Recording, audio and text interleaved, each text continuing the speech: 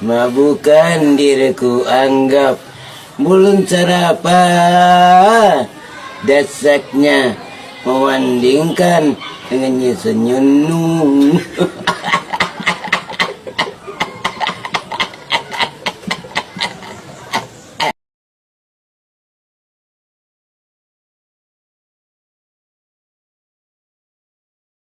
Pada kesempatan ini kita akan bahas materi optika geometri tentang cermin dan lensa. Di sini kita akan pelajari pemantulan. Jadi di sini pemantulan pada cermin datar. Ini gambarnya pemantulan pada cermin datar. Di sini berlaku hukum Snellius. Pada pemantulan cahaya berlaku hukum Snellius, yaitu sinar datang, sinar pantul, dan garis normal terletak pada satu bidang datar. Jadi ini sinar datang, kemudian garis normal, ini garis normal, kemudian sinar pantul terletak pada satu bidang datar. Ini bidang datarnya. Kemudian yang kedua, sudut datang besarnya sama dengan sudut pantul. Jadi sudut datang ini I sama dengan sudut pantul yaitu R. Jadi ini sinar datangnya dan ini sudut datangnya. Kemudian ini sudut pantulnya. Jadi sudut datang ini sama dengan sudut pantulnya. Kemudian pemantulan cahaya pada cermin datar. Ini gambarnya pemantulan cahaya pada cermin datar. Jadi ini cermin datarnya. Kemudian ini bendanya. Dan ini adalah gambar pemantulannya. Jadi dipantulkan dan bayangannya di sini. Sifat-sifatnya yaitu maya. Jadi terletak di belakang cermin. Kemudian tegak seperti bendanya. Jadi ini tegak. Kemudian sama besar dengan bendanya. Jadi ini sama besar dengan bendanya. Kemudian jarak bayangan ke cermin sama dengan jarak benda ke cermin. Jadi jarak bayangan ini jarak bayangan itu sama dengan jarak bendanya.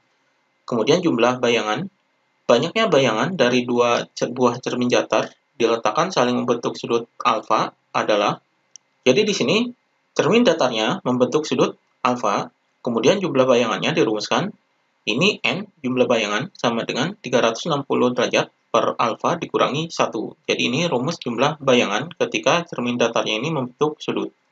Kemudian di sini kita akan pelajari cermin cekung dan cermin cembung. Di sini bayangan pada cermin cekung dan cermin cembung. Pembentukan bayangan pada cermin cekung dan cermin cembung. Jadi ini sinar-sinar untuk pembentukan bayangan pada cermin cekung dan cermin cembung. Jadi ini sinar-sinarnya, yaitu di sini dikatakan adalah sinar istimewa cermin cekung. Ini gambar-gambar sinar istimewa pada cermin cekung. Yang pertama adalah ini, jadi sinar datang ini sejajar dengan sumbu utama, ini sumbu utamanya, kemudian ini dipantulkan ke titik fokus, ini titik fokusnya.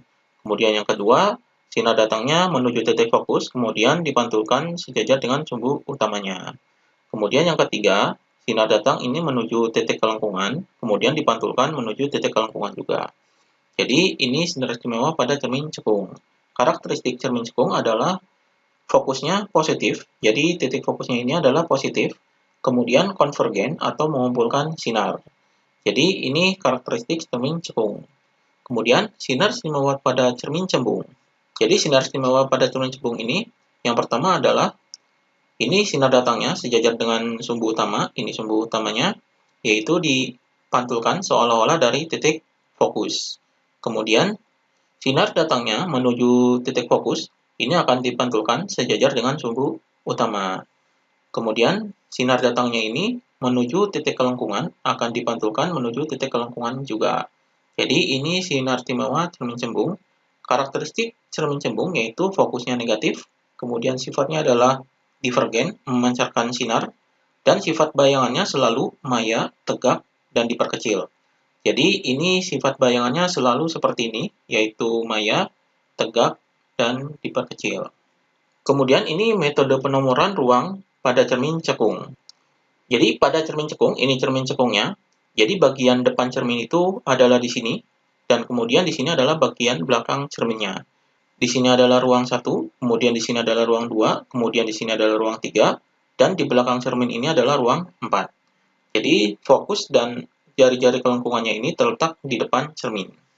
Kemudian metodenya di sini A, jumlah nomor ruang benda itu ditambah dengan nomor ruang bayangan, hasilnya adalah 5. Jadi ruang benda ditambah ruang bayangan itu hasilnya 5. Kemudian yang B, bayangan di ruang 4 itu sifatnya adalah maya dan tegak. Kemudian bayangan di ruang 2 dan 3, ini ruang 2 dan 3 sifatnya adalah nyata dan terbalik. Kemudian yang D, nomor ruang bayangan lebih kecil dari nomor ruang benda, itu bayangan diperkecil. Kemudian nomor ruang bayangan lebih besar dari nomor ruang benda, itu bayangan diperbesar. Kemudian yang F, benda yang terletak di titik fokus, bayangannya terletak di tak berhingga. Kemudian yang G, benda yang terletak di pusat kelengkungan, bayangannya di pusat kelengkungan juga, tetapi dengan posisi terbalik, nyata, dan sama besar dengan bendanya. Ini metode penomoran ruang untuk cermin cekung dan pembentukan bayangannya, juga sifat bayangannya. Kemudian penomoran ruang untuk cermin cembung. Jadi di sini metode penomoran ruang untuk cermin cembung. Di sini ini adalah cermin cembung. Jadi bagian depan cerminnya adalah ruang 4. Jadi ini bagian depan cerminnya. Kemudian ini bagian belakang cerminnya.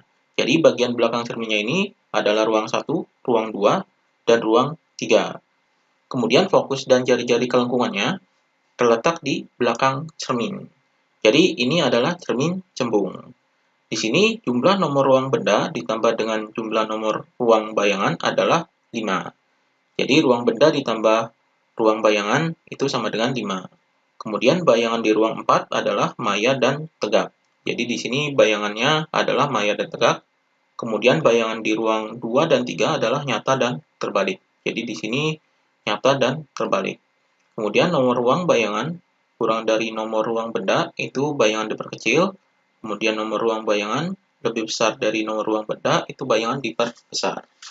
Kemudian persamaan pada cermin cekung dan cermin cembung. Ini adalah rumus untuk cermin cekung dan cermin cembung. Jadi di sini 1 per F, F-nya ini adalah fokus, sama dengan 1 per S. S ini adalah jarak benda, ditambah dengan 1 per S aksen. S aksen ini adalah jarak bayangan. Jadi, ini adalah rumus pembentukan bayangan pada cermin cekung dan cermin cembung. Kemudian di sini F. F ini adalah fokus sama dengan setengah R. Jadi, setengah dikali dengan jari-jari kelengkungan. M, di sini M adalah perbesaran bayangan. Jadi, rumus perbesaran bayangan ini S aksen per S.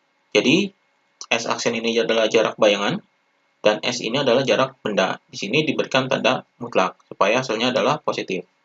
Sama dengan H aksen per H. Jadi tinggi bayangan dibagi dengan tinggi bendanya. Di sini keterangannya, S aksennya positif adalah bayangan nyata atau di depan cermin. Kemudian S aksennya negatif adalah bayangan maya, yaitu di belakang cermin. Kemudian, di sini kita mempelajari pembiasan cahaya.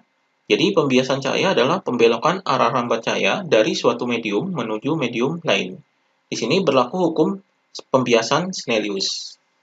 Jadi yang pertama adalah di sini adalah medium 1, kemudian di sini adalah medium 2. N ini adalah indeks bias mediumnya, jadi N1 indeks bias medium 1 dan N2 indeks bias medium 2. Di sini N2 lebih besar dari N1. Di sini indeks bias relatif medium 2 terhadap medium 1 adalah N2 per N1. Jadi jalannya pembiasan cahaya adalah seperti ini. Jadi ini sinar datangnya, ini membentuk sudut θ 1, dan ini adalah sinar biasnya membentuk sudut θ 2. Jadi sinarnya itu dari medium 1 menuju medium 2. Jadi dirumuskan seperti ini, yaitu persamaan Snellius. Jadi N1 dikali sin θ 1 sama dengan N2 dikali sin θ 2. Kemudian rumus cepat rambatnya yaitu N1 dikali V1, V ini adalah cepat rambat, sama dengan N2 dikali V2. Kemudian rumus panjang gelombangnya adalah N1 dikali lambda 1 sama dengan N2 dikali lambda 2. Di sini, ini adalah gambar pembiasan Snellius. Jadi di sini sinar biasnya mendekati garis normal karena N2 ini lebih besar dari N1. Atau indeks bias medium 2 ini lebih besar dari indeks bias medium 1. Kemudian sudut kritis. Jadi IK ini sudut kritis. Sudut kritis adalah sudut datang yang menghasilkan sudut bias 90 derajat. Jadi rumusnya adalah sin IK sama dengan N2 per N1. Jadi di sini N2 ini adalah indeks bias medium 2 dan N1 ini adalah indeks bias medium 1. Kemudian di sini rumus kedalaman semu. Jadi kedalaman semu ini terjadi pada suatu kolam. Jadi di sini H aksen ini adalah kedalaman semu. Rumusnya adalah NU per NA. NU ini indeks bias medium udara, dan Na ini adalah indeks bias medium air. Jadi NU per Na dikali dengan H. H ini adalah kedalaman bendanya dari permukaan air. Kemudian kita akan pelajari tentang lensa. Di sini macam-macam lensa. Jadi yang A ini adalah lensa biconvex. Jadi di sini adalah cembung dua-duanya. Kemudian yang B adalah lensa plan convex. Jadi plan convex ini adalah datar, kemudian di sini adalah cembung. Kemudian di sini C lensa konkav convex. Jadi konkav convex ini yaitu lensa cekung, kemudian lensa cembung. Kemudian lensa bikonkav. Bikonkav ini adalah cekung dua-duanya, jadi ini lensa cekung. Kemudian yang E lensa plan konkav. Jadi ini plan ini adalah datar, jadi di sini adalah cekung, jadi lensa cekung. Kemudian di sini lensa konveks konkav. Jadi ini cembung konveks, kemudian ini cekung konkav. Kemudian di sini lensa cembung atau konveks atau konvergen. Jadi ini adalah jalannya sinar-sinar istimewa pada lensa cembung. Di sini keterangannya yang pertama adalah ini yang pertama, sinar datang sejajar dengan sumbu utama dibiaskan melalui titik fokus. Jadi sinar datang sejajar dengan sumbu utama dibiaskan menuju titik fokus. Kemudian yang kedua, sinar datang melalui titik fokus dibiaskan sejajar sumbu utama. Jadi yang kedua, sinar datang menuju titik fokus dibiaskan sejajar dengan sumbu utama. Yang ketiga, sinar datang melalui titik pusat lensa tidak dibiaskan. Jadi di sini sinar datang melalui titik pusat lensa tidak dibiaskan. Kemudian di sini lensa cekung atau konkav atau divergen. Ini gambar jalannya sinar-sinar istimewa pada lensa cekung. Keterangannya di sini yang pertama adalah sinar datang sejajar sumbu utama dibiaskan seolah-olah datang dari titik fokus. Kemudian yang kedua, sinar datang ditujukan ke titik fokus dibiaskan sejajar dengan sumbu utama. Jadi ini yang pertama, sinar datangnya sejajar dengan titik fokus dibiaskan seolah-olah dari titik fokus. Kemudian yang kedua, sinar datangnya ditujukan ke titik fokus dibiaskan sejajar sumbu utama. Kemudian yang ketiga, sinar datang melalui titik pusat lensa tidak dibiaskan. Jadi sinar datang melalui titik pusat lensa tidak dibiaskan. Kemudian ini persamaan pada lensa. Ini sama seperti persamaan pada cermin, jadi 1 per F sama dengan 1 per S ditambah dengan 1 per S aksen. Di sini F-nya adalah fokus lensanya, S ini adalah jarak bendanya, dan S aksennya adalah jarak bayangannya. Kemudian M ini adalah perbesaran bayangannya, jadi rumusnya adalah S aksen per S, ini ada tanda mutlaknya, atau di sini sama dengan H aksen per H.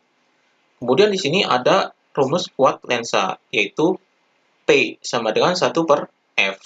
Jadi F ini dalam meter. Satuan kuat lensa adalah dioptri. Di sini ketentuannya yaitu S-nya positif atau bendanya ini positif, yaitu benda nyata di depan lensa. Kemudian S-nya negatif, di sini bendanya maya di belakang lensa. Kemudian S aksennya positif, bayangannya nyata di belakang lensa.